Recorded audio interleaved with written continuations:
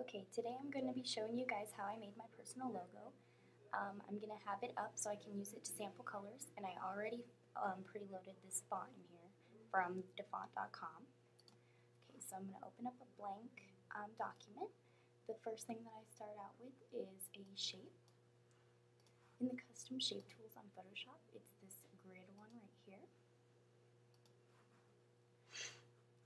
I'm going to sample this color over here because I'm not sure which color it is.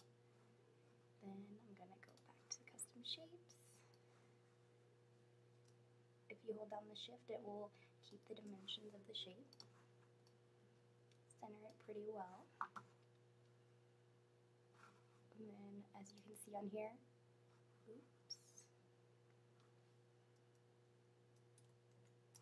As you can see on here, it is does have a gradient on it, so I'm going to go ahead and do that. Go over to the FX gradient overlay. Now what I do is I go to the transparent one, make it black to white.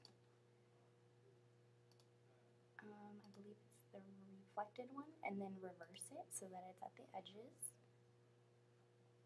Put the opacity down a little bit so that it's more of a subtle gradient. So that's pretty close. Okay, then I put a new layer on top of this one. And I'm going to put this text on here. It's just my name. Open a text box on there. You can always reposition it later. The font that I'm going to use is called Eternal Call.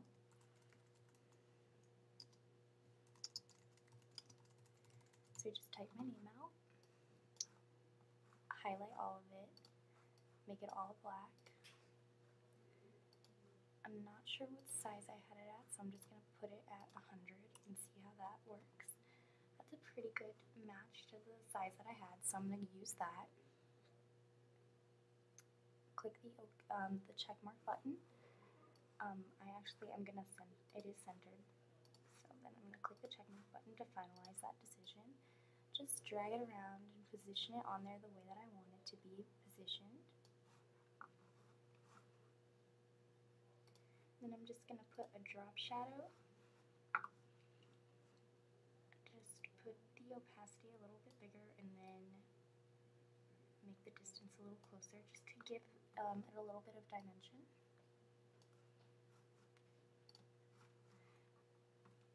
And there you go. This is how I made my